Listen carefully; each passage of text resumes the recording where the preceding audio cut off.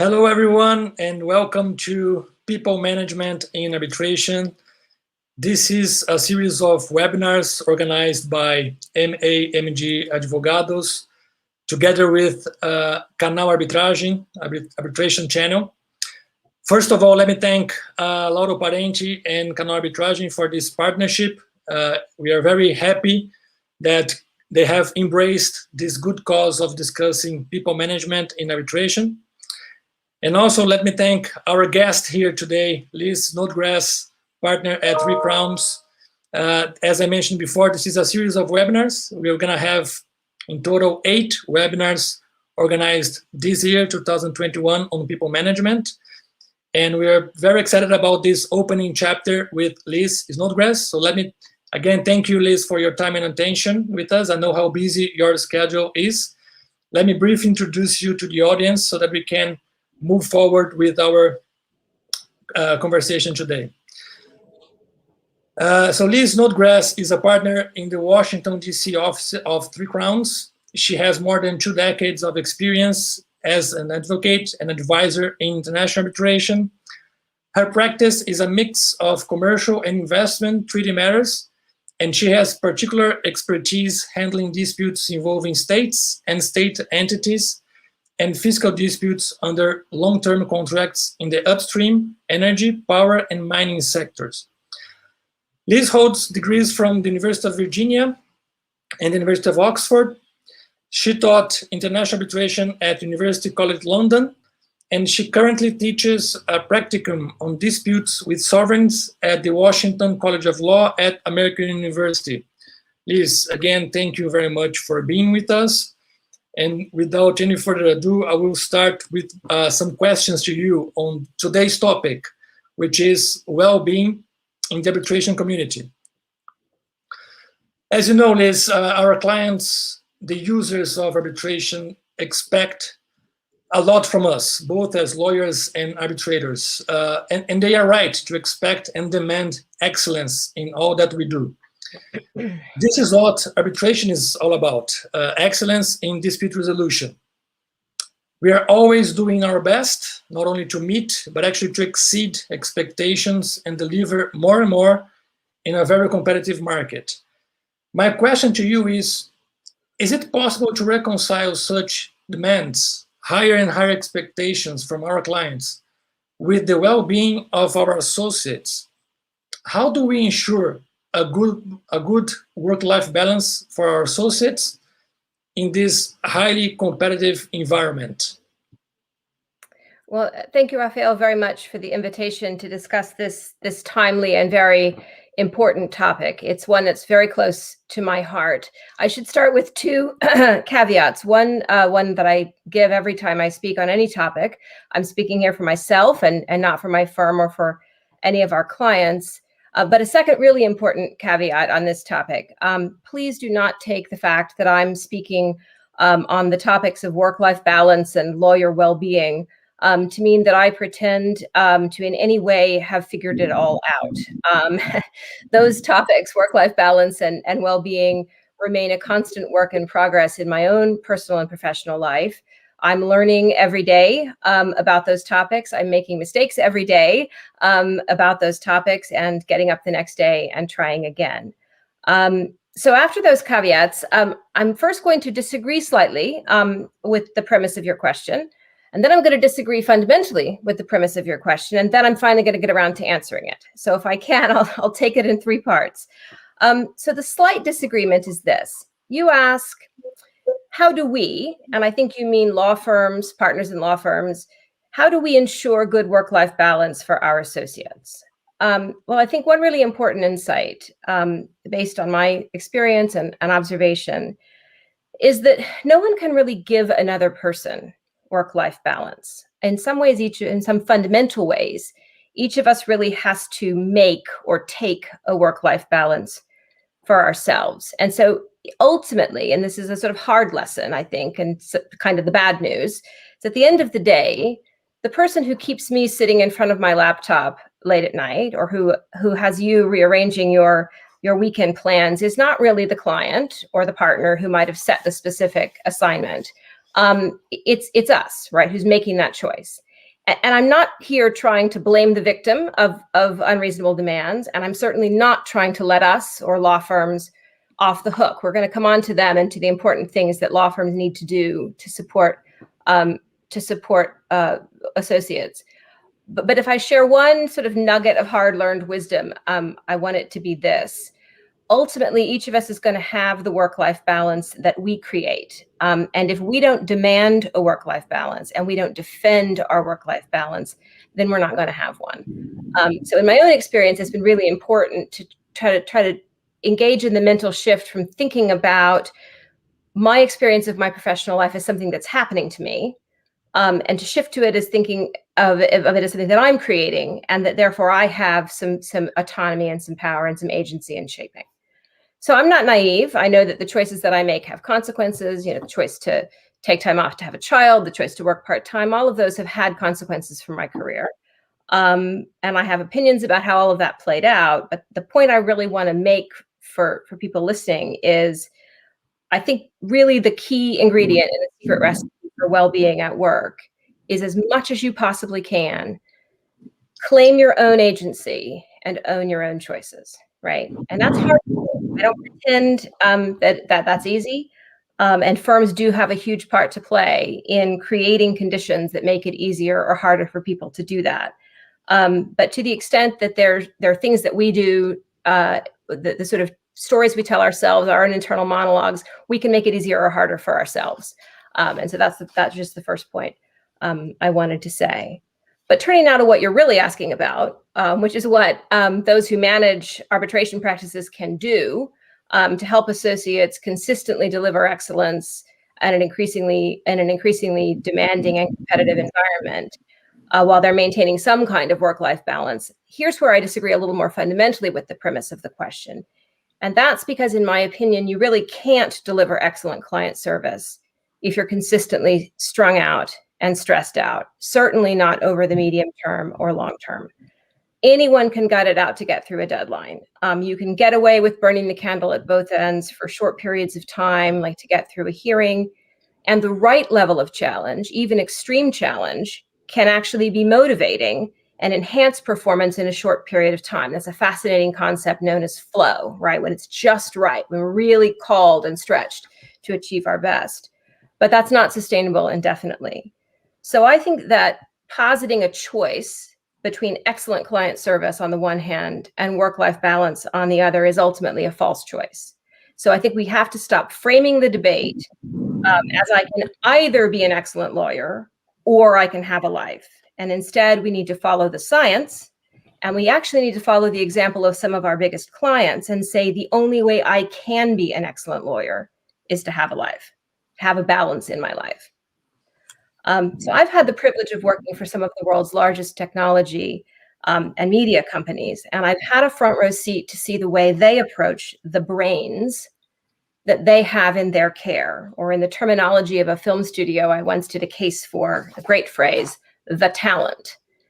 And they are acutely aware that this talent, this human capital, is their most precious asset. And so they strive to support it and enhance it, to reduce distractions, to spark creativity, and not to waste its time. Does that sound like a law firm to you? I'm not sure it sounds like a law firm to me. But in the case of a law firm, it's no less true, right? That the brains of its lawyers are actually its only asset. When you think about it, all that we are really selling is intellectual effort.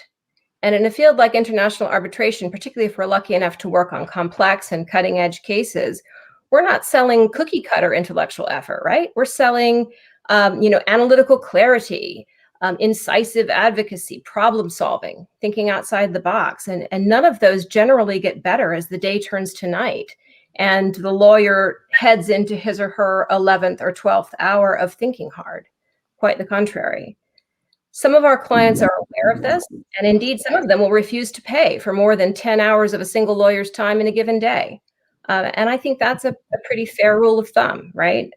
Perhaps one that should be relaxed for hearings or situations where maximal effort really is appropriate and actually does bring out the best in people.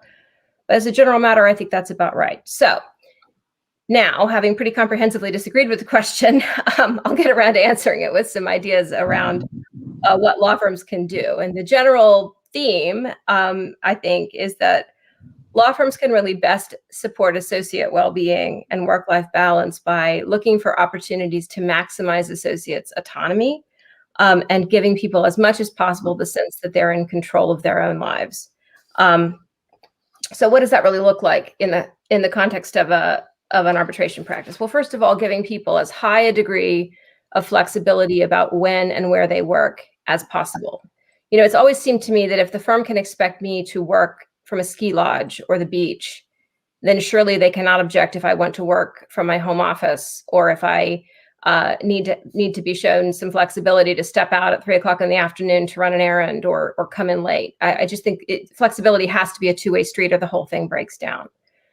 I think it's also right, and I think that this past year has shown us that there is a legitimate need on the part of any organization, and law firms in particular, for the organization and the members of the organization to somehow be together some critical minimum of time, right? To facilitate training and mentoring, to maintain and build cohesion among a team, to allow for that kind of organic ping pong ball type of collaboration, you know, and there is, I think, an essential minimum of time that people need to spend together one way or the other. And this past year has been a forced experiment in how we do that when we're not able to be physically together. And I don't think we've really cracked the code necessarily on how to do that. But, you know, within those confines, I think flexibility and respecting people's ability to choose sensibly how and where they work is a huge part of allowing people to work out their own work-life balance. Second, I think it's important to work out and offer part-time or reduced hour schedules that are not just a mommy track or parent track to nowhere. That could be the whole topic of an hour-long or many hours-long discussion, so I won't spend any more time on that, but I think that's an essential tool in the toolkit of lawyer well-being. We can come back to that if we have more time. Third, I think law firms need to give more than just lip service to the principle that they value the quality of associates' work as much as or more than just the sheer quantity of it. And what do I mean by that? So we need to really police the way we talk about associates who work very hard, particularly when we're doing appraisals. You know, by all means, we should remunerate fairly people who bill a lot of hours, because that's just fair, right? If they bill a lot of hours that we're able to recover for, great. You know, that's a fair economic exchange. But we shouldn't assume without further investigation that just billing a lot of hours is a proxy for being an excellent lawyer. We need to look at our appraisal methods and make sure we're actually really drilling down and appraising for all the competencies that we need to be seeing. And generally, I think we should see, you know, if people are regularly having to work all night or work very long hours to get things done, you know, that's a sign that something might not be right. You know, maybe it's an indication that that person is overstretched personally. Maybe they need to develop some skills about pushing back or setting boundaries or delegating. Maybe the case isn't staffed right. Maybe somewhere up the hierarchy, it's not being managed appropriately. Deadlines aren't being set appropriately. You know, ideally, what we should be doing when we see this phenomenon is investigating, asking questions, and figuring out what's going on. There are some rare people who thrive on working very long hours for very long periods of time, but there aren't nearly as many of them, I think, as those of us who manage law firms think there are. Fourth, I think law firm leaders need to set the right example. And I'll just tell a really powerful story from my very first day as a law firm associate way back in the day. At Covington and Burling in Washington, D.C. So on my first day in the office, the head of the firm's litigation group, a very busy and important person, stopped by the conference room where 6 or 8 new associates were sitting and have a day-long orientation. I don't recall how long he was there, and I don't recall anything he said other than this one statement. He said one thing: we give you 20 days of vacation, and if you do not take every single one of them, you are not as smart as we think you are. That is the one thing he said to me that stuck with me. Has stuck with me my whole career. And that one powerful and important, you know, the idea that this powerful, important, busy person had stopped by on my first day of work to say, hey, this is important and I want you to know it, really empowered me and all of the rest of us who heard it to say, hey, this is important. This is a firm that knows the value of taking some time off. And that's the kind of thing you do if you're trying to create a culture that supports associate well-being. And even more important than what you say as a leader in a firm is what you do. So how you show associates that you too are actually taking time off. You set you're out of office. You admit that you're going on vacation, and you you show your work a little bit on how you're trying to navigate a work-life balance. Fifth, and I've got a few more of these, organize work on a case, give people a degree of ownership of a part of a case, and then respect that you've done that, right? Don't constantly be second guessing and micromanaging.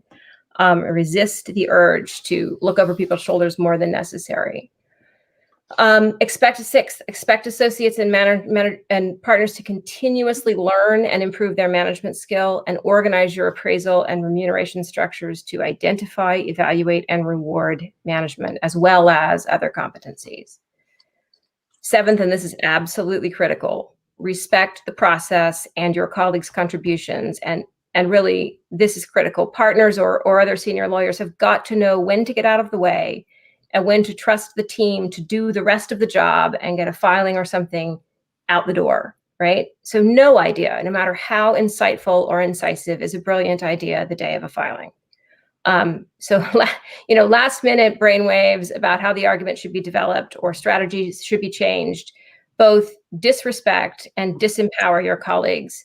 And more importantly, they risk introducing error, and therefore threaten exactly what we say we're trying to achieve, which is excellent client service. So there's just no good idea that's a good idea in the last 12 hours before you're filing a brief. And so organize yourself to make sure you're in a position to have those good ideas at a time that they can actually be taken into account, point in the process where they can be taken into account safely. And finally, always, always, always stand up for your team with a client. The buck stops with the partner. It might not have been your fault, but it is your responsibility. So if there is humble pie to be eaten, it's for you. That's why you get paid the big bucks. And I say the same thing is really true right down the ranks. If you're a senior associate and somebody has messed, and one of your team has messed something up, you don't have to pretend it was your mistake, but there's a way of ensuring that you handle it, right? And that you protect your team and say, listen, it doesn't really matter. I've got this under control. I'm chatting to the person who's, I know what the issue was and we're handling it. And you've earned undying loyalty from the person who works with you. You've earned the respect of the partner and shown that you know how to lead, right? Leadership is not climbing on the backs of people to get where you're going. It's saying, I'm taking responsibility for this and I'm solving the problem. So those are just some ideas about how we can support associates to feel like they've got some autonomy and a bit of say in how things are going. Liz, thank you very much. Those are powerful insights. I have some follow-up questions in the reduced schedule. Yeah. Before that, let me tell you that I agree with most of your disagreements with the premises of my question. Yeah, we are in agreement for most part. And on those powerful insights, I don't want to lose those. You mentioned first, the importance of our associates owning their choices, right? And they are the ones to find a proper work-life balance, because we're not the ones telling them, look, you should do this or do that, in order to find an adequate balance. I think it's very powerful. But my question to you in that regard is there any role to play? Is there any role for the leadership in those law firms to play in helping them owning those choices in the following way? Some associates, they might have a better sense of self-awareness on how they do it, right? And how they just set the limits for themselves and for clients and for partners, right? While other associates, they might be struggling or might have difficulties in knowing how to do it at all, right? So is there a role for us to help them? I'm not telling about teaching them, or because we're all learning together. This is not, but maybe there's a way that we can assist them in the process of increasing their self-awareness on how to do it, because it's an art to find proper work-life balance, and we are always learning until the rest of our days, right? How to do it. But is there any role for us to play in that regard? I think there are two things we can do that are important. One is to make sure we ask, right, about how what we're asking them to do for work is impacting their life. So ask the question, how is that going to affect you? So we've just had a request from a client that's causing us all to pull out our diaries and work out how are we going to make this happen. How is this going to affect you? So putting the question on the table gives people permission to say, well, actually, back in the day, before times, I actually had tickets to see Hamilton over the weekend that I bought 18 months ago for a ridiculous amount of money. So this is a terrible weekend for me. But if you don't ask the question, there's not even an opportunity for anybody to say, right? So I think by just not skipping to the assumption that people are available 24/7, but just ask the question that, how does this affect you? Are there things that we need to navigate around? Let me know. We begin the dialogue. So we invite people to tell us. And then the other thing that I have done, and people who work with me probably know more about the inside of my head than they ever wanted to, right? But I personally have found, just sharing my own experience about, the kind of internal work that you have to do to be okay with saying, I'm not available, actually, and acknowledging that that's not easy, right? That because we are, we're hired and we are rewarded and we are, all through education and all of the things that got us to where we are patted on the back for constantly saying yes, more. And, nothing trains us to put our hand up and say, actually, I can't do that. Or I choose not to do that because there's something else, whether it's another client demand or a personal commitment or something. We're not trained to do that. We're not encouraged to do that. And so we have to teach ourselves to do that. And so I just find admitting that I had to learn how to do that. I had to learn that it was okay to do that.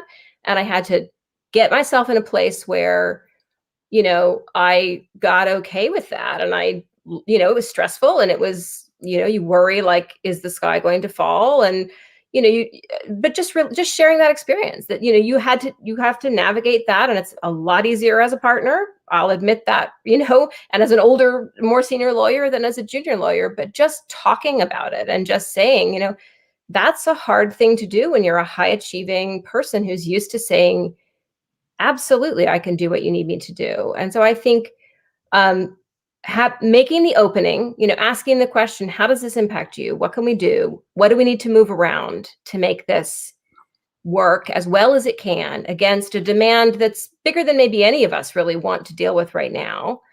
Let's all lay our cards on the table and see, okay, how do we get this done? And then sharing that we know that's not an easy thing to do. And just, as I said, I'm sure the people who work with me, as I said, probably know way more about my own internal life than they ever wanted to. But I do think just talking about it and admitting that it's not something we're trained to do or encouraged to do, but it's important, because if we don't do it, and that's what I mean by saying to people, you're going to have the balance you ask for. It's not meant to be disempowering. It's meant to be empowering. It's not meant to point the finger and put the onus on you always to figure it out. But if you don't speak up, and you just assume it's impossible, you assume you have to miss the theater, right?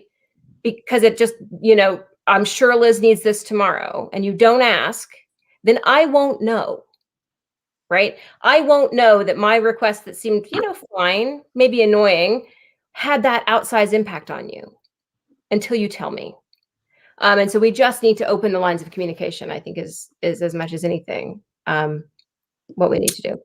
If I understood you correctly, Liz, one of the important skills for leaders, and I'm not talking about partners only, but also senior associate with some leadership role to play. When I think about the skills of those leaders, you're telling me, look, you need to know when and how to ask questions. I'm assuming we need to know to listen to the answer to those questions. So to be a good listener and to actually listen to what people are saying, to create a space or a safe harbor where people can actually be assertive about their feelings and they can speak up, about their limits and their feelings, and a safe place for them to say no as well, as you mentioned, the power of and when and how to say no when the limits are being crossed. So those are important skills for leaders in that regard. So this is what I take from what you just mentioned. Absolutely. You agree with that? I agree with that. And the other thing I would say, Rafael, is you can only do that really for any length of time if you've put your own oxygen mask on first, right? Like you can kind of keep that up. But if things are out of control in your own professional life or your own, whatever is going on, it's really hard to stay in that place for any length of time and sort of sit and listen to, okay, I've got, all of these various things going on. So it's a lot. I mean, it's a lot. And so you have to look after your own as much as you can, look after your own balance and figure out ways to get your own support structures in place and your own good practices in place, because, we're all just people too, right? We're all balancing and juggling as well. And so catching yourself when you're running out of the patience and you're running out of the listening ear and you're not asking the question, you're being short, you're being impatient, you're not stopping to think how you're affecting other people, that's a red flag, right? That's okay. I'm getting to the edge of my capacity to manage people effectively. So I need to take a day off or get my head on straight or get some of the stuff off my list of things to do or go for a walk or whatever it is that works for you. But it's a lot. It requires a lot of managers, and we need to acknowledge that as well. But you kind of have to put your own oxygen mask on first, as they say. I agree. Liz, I would like to turn to the reduced schedule. But before that, let me discuss with you, this context in which we are currently in. The challenging times that we are facing right now with the pandemic. As you know, the pandemic hit hard on all of us, all industries worldwide. In our industry in particular, people are struggling to cope with all the challenges brought by the pandemic. It has been very hard to keep up with all the demands and the right balance between personal and professional lives, especially for those with kids, and with elderly at homes. What role should be played by law firm management in such context? What kind of policies should be implemented to ensure a minimum well-being standard for associates in these difficult times? Could you share with us some thoughts on some best practices on that regard? What should we do to help each other in this challenging context that we are facing? Because we've been discussing work-life balance in general. Now we're facing very challenging times, so it's even more difficult now to discuss these pressing issues, right? Yeah. Well, Rafael, I can't say that I have figured it all out, or the list of these are the policies that every firm should implement. Of course, I can tell you what we've done. I can tell you what some other firms have done. I can tell you what I personally have struggled with and found helped me. That's all I've got. So I think the approach that a firm is going to take will depend very largely on how large it is and what the particular situation of its employees are. So we're pretty small, and we're my office, the group of people I figuratively and metaphorically have my arms around is small enough to really deal with people on a one-to-one basis and accommodate or try to get a read on where people are and what they need, kind of on a one-on-one situation. So we haven't enacted a lot of policies and procedures. We've been able to be flexible with people about where they work, how much they come into the office. Some people really wanted to continue coming into the office. They found being at home quite dislocating, either because they had children at home that were just finding it very difficult to work in proximity to their families, or because they found being by themselves at home. And I think we shouldn't underestimate, although I will put my hand up and say being a parent in the pandemic has been hard, I think being alone in the pandemic is its own kind of really very difficult challenge. So we've all been living through different kinds of challenges. So we've been able to be very flexible, and we're fortunate our size and setup allows us to do that. But I don't think that even that flexibility means we've been able to avoid all the challenges by any means. I know other firms have enacted various policies that gave people, special billing codes to use if they had sort of disruption or downtime that was driven by the pandemic conditions. And I think, if you were a firm that had a fixed billing target or something, and people were experiencing anxiety because their practice area was slow, or they were just disrupted by the condition, that would be a great way to alleviate that concern. I know some firms had special leave codes. They gave some people additional time off to just sort of take the pressure off and deal with family situations. Other firms have paid, bonuses to recognize these sort of extreme conditions that people were working in. For me, one of the big things that's been a part of the way we've just sort of dealt with it on a human level, really, has just been kind of regularly to, as a phrase I use a lot, just sort of take it out and look at it. Just acknowledge that we are all going through something that none of us has ever experienced before, and we're all experiencing the challenge in a unique way, but that it is a challenge. And I don't know whether that helps or not, but it helps me just to know that, to hear that if you're having a hard time with it, you're not alone, and there's nothing wrong with you for having days that are, just not extremely productive, or that you find it hard to overlook the fact that there's this very large thing happening in the world. So I found that a part of my own experience of this has been useful. Particular pitfalls that I really fell into over the last year. One of them has been, probably the biggest challenge has been the phenomenon of the workday that never really started and never really ended. And by that, I mean, essentially a day in which it feels like I worked from 6 a.m. until midnight. But then when I look back at the day and I look at my hours, it was just kind of a normal day, right? Like maybe I billed, 7 or 8 hours. It wasn't like a crazy day. And this kept happening. It happened for months. And I'd think, I'm exhausted. I feel like I'm working all the time, but my hours just don't show it. What's happening? And so I finally drilled down and I identified some behaviors that I was engaging in. And it was something as simple as using my phone as my alarm clock, and then seeing a work email on my home screen, following that work email down the rabbit hole as soon as I woke up. So from 6 o'clock in the morning, work email, chase that rabbit, right? Do a few emails before I even really get out of bed. Maybe I record the time, maybe I don't, doesn't matter. Anyway, mentally, the day has started. I'm in work mode and it's 6:03, right?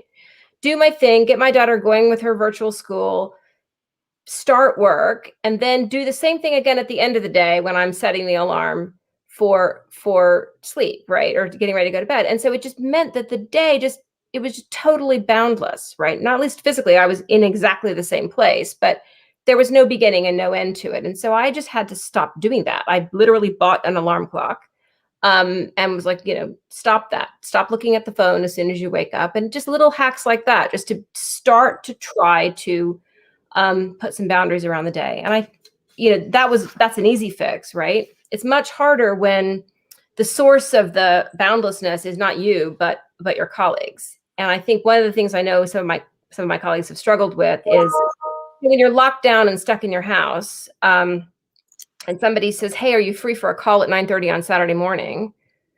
Well, you can hardly say you're not, right? I mean, you're there. Everybody knows you're there. It's illegal for you to leave your house in some places.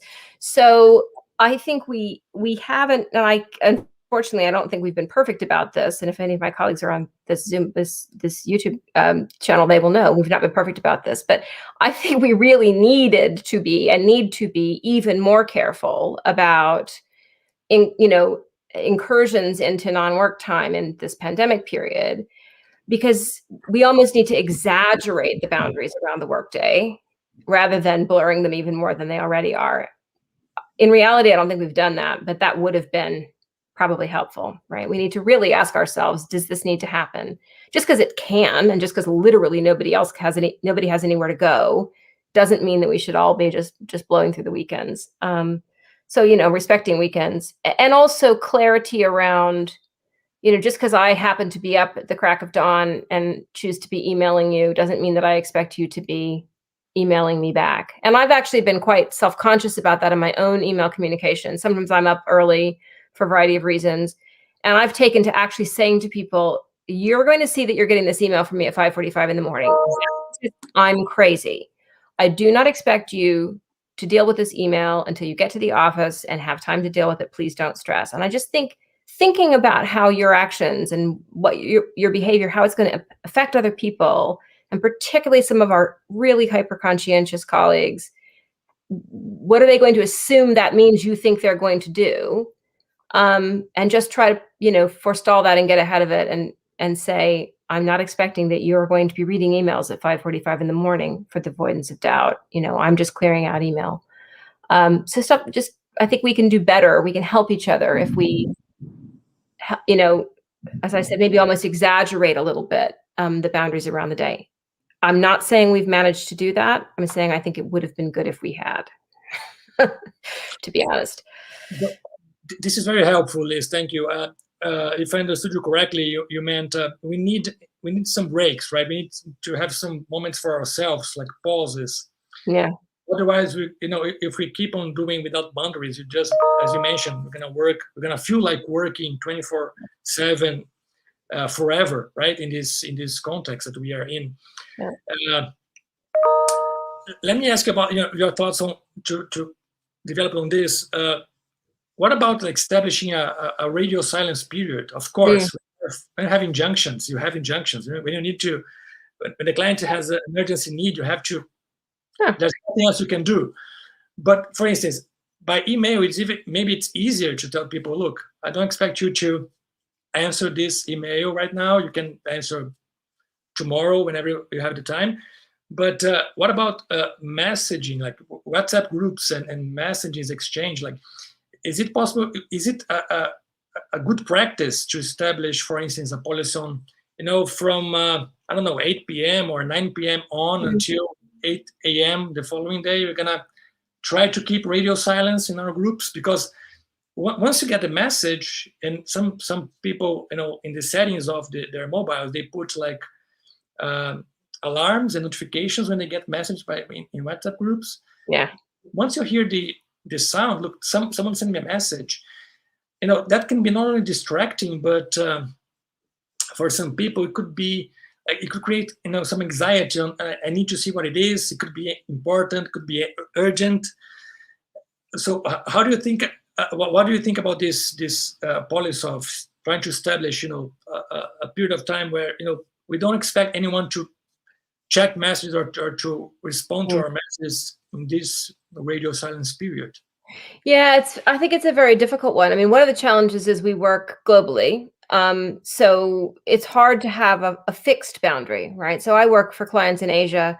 I do a lot of early morning calls and late evening calls. So it's hard to say there's a one size fits all safe harbor. Yeah, because there will be cases that mean I need to do I did a call at 5 o'clock in the morning. I've done a procedural hearing at 3:30 in the morning. It just is the way it is, right? And that's but that has to be met then.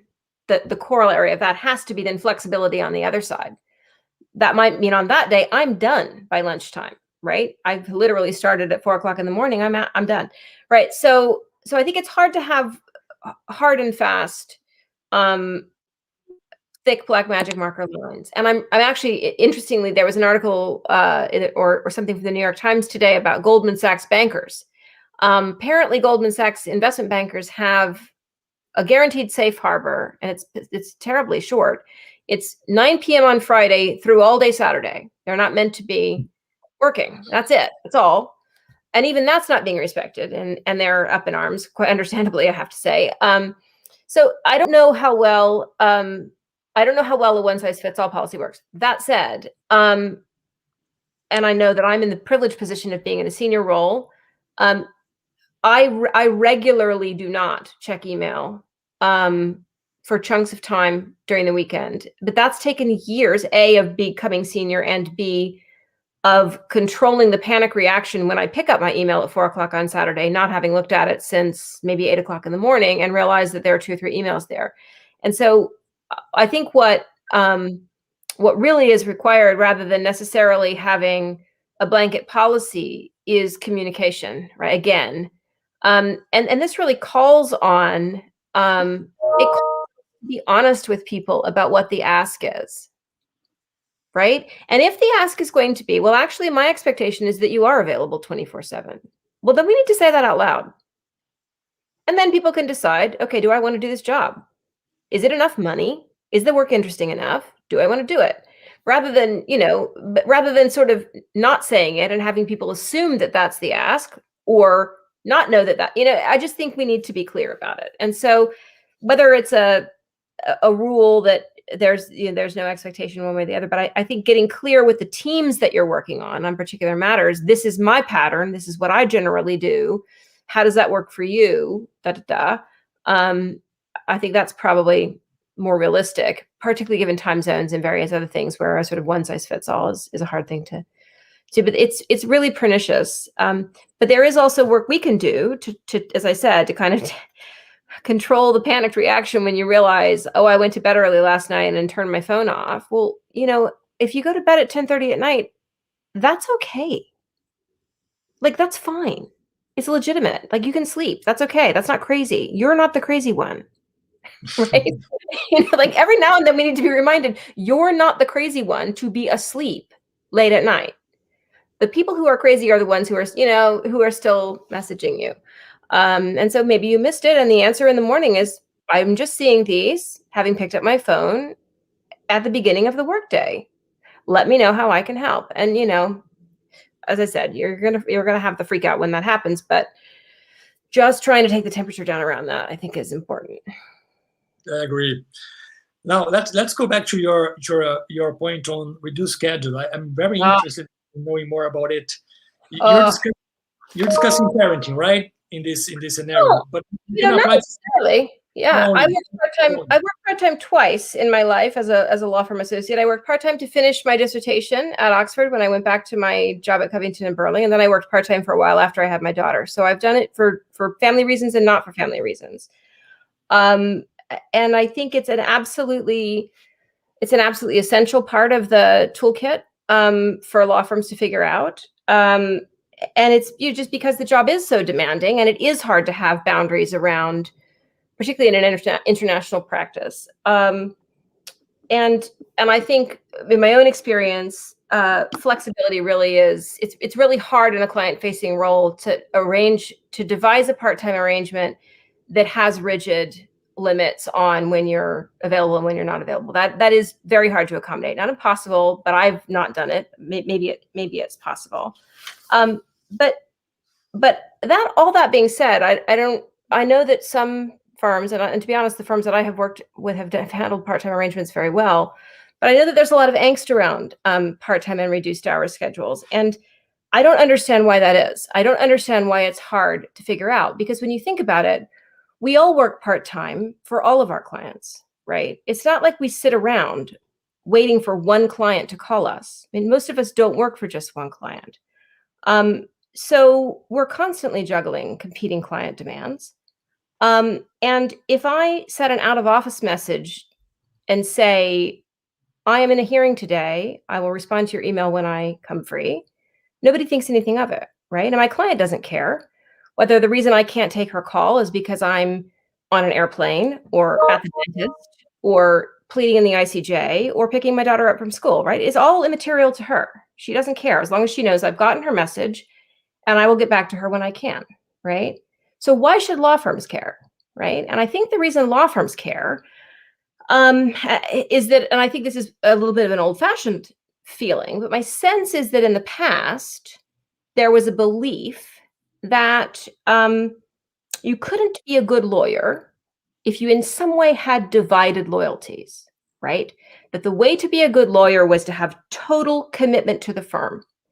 And that having something that pulled you away from work, family responsibilities or some other professional interest, that was making you want to have a reduced hour schedule, that somehow meant you couldn't be a good lawyer. But that once you recognize that any busy lawyer already has divided loyalties, then that whole construct breaks down, right? I'm already juggling client A and client B, or I'm juggling my client work and a pro bono case, or I'm juggling my client work and teaching, or I'm juggling my existing clients and developing new business, or I'm juggling client work and running the firm, right? So we're all constantly juggling, and it's all about what we count, what we're allowed to juggle.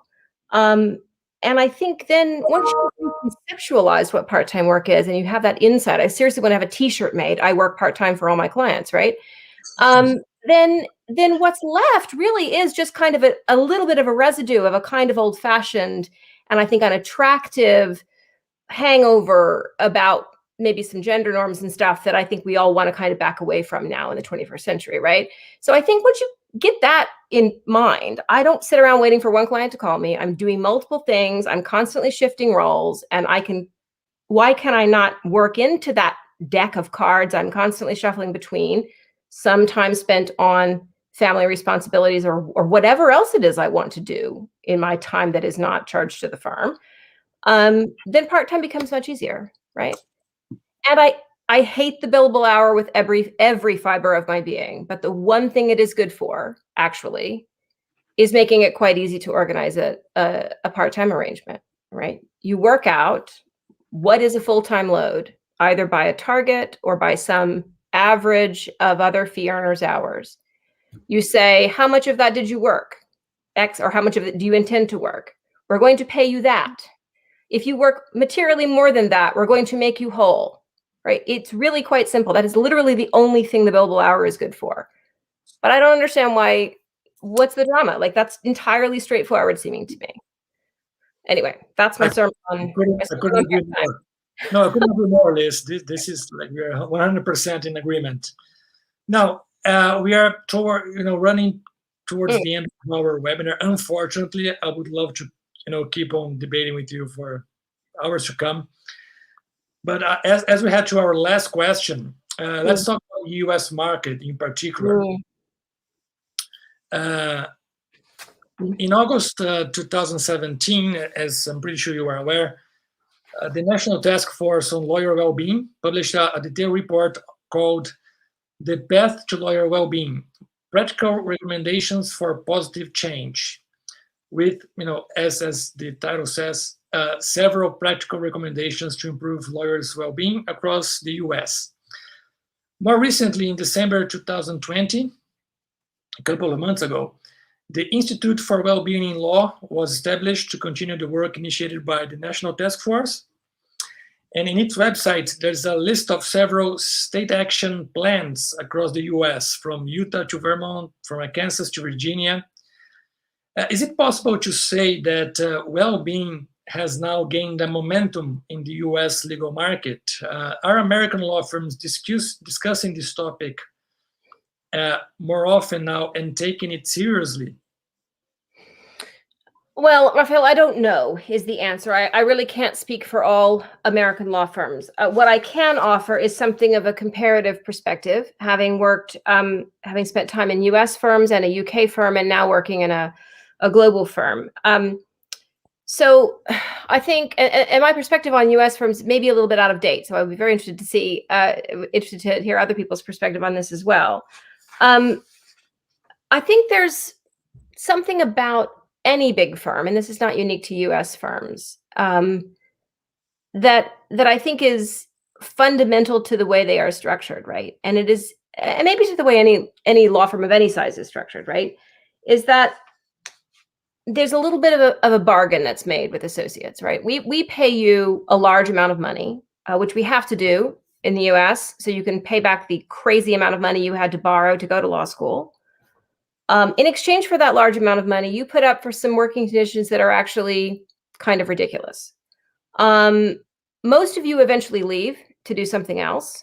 And that's okay from the law firm's perspective, because that's how the system works. They don't actually want most associates to stay, because that's not the shape of the business, right? You don't want everybody who comes in at day one to be there in years. Now, that is not to say that business model means that those firms are indifferent to employee well-being. Not at all. That's a separate question, but it just means that's kind of the meta economic model. I have worked at two large firms in the US, or actually one in the UK, but it is also present in the US, and had really great experiences at both places. And I will say that large firms commonly have a lot more kind of on offer in the way of support for well-being, right? So they may have gyms, they may have massage therapists floating around, they may have emergency backup childcare, which has been a lifesaver for me at various points in time. They may have elder care resources, they may have elder law resources that you can tap into. I think all of that is great, and I think the more of those services. I mean, back to the model of how our technology clients might treat the human capital that they look after, right? The more of that stuff that we can tap into and make available for associates to ease their way, right? Ease their way in handling the challenges that life throws us, then that's great. And I think that really does show a commitment to facilitating well-being. My sense is that that the associates at U.S. firms may be a little bit more vocal than associates in other markets about organizing and articulating demands, certainly around salary. It's a little bit harder to see whether that's tracking through on work life and other metrics, because those are harder to measure. And but at the same time, there's definitely a perception that the long hours culture is worse in the U.S. I'm not sure that perception's fair. I think some of my international colleagues, certainly my colleagues in the UK, would say, oh, I'm not really sure when you look at the numbers that really stacks up. But firms outside of the US and generally working cultures outside of the US do, I think, have a much, much better approach to things like parental leave, and generally to respecting holiday as a meaningful and important break from work. So, I don't know is the answer. I think that there are in some ways a lot of supports for associate well-being in some U.S. law firms. There is a culture, though, of busyness and busyness being a proxy for importance. That's just part of U.S. culture that's hard for American firms to get away from. So I'd be very interested to hear from people who are a lot closer and have a lot more recent experience than I do of what life is really like in an American law firm. We're gonna have to schedule another webinar, Liz, because we're out of time, unfortunately. I wanna be fair with the audience and keep it in 1 hour, as I promised, and even to you that I promised it would be 1 hour. Let me thank you for your time, and those powerful insights. There's so much more that we can keep on debating and doing actually for well-being in our community. And I can only hope that this is only our first chat on this, our first encounter on this, and we're gonna keep on not only debating but sharing some good practices and working together when we can. So awesome. Thank you again for your time, Liz, and thank you, Canal Arbitragem, for hosting us here. And to the audience, please stay tuned. We're gonna give more information shortly on the coming webinar on people management in arbitration. Thank you very much.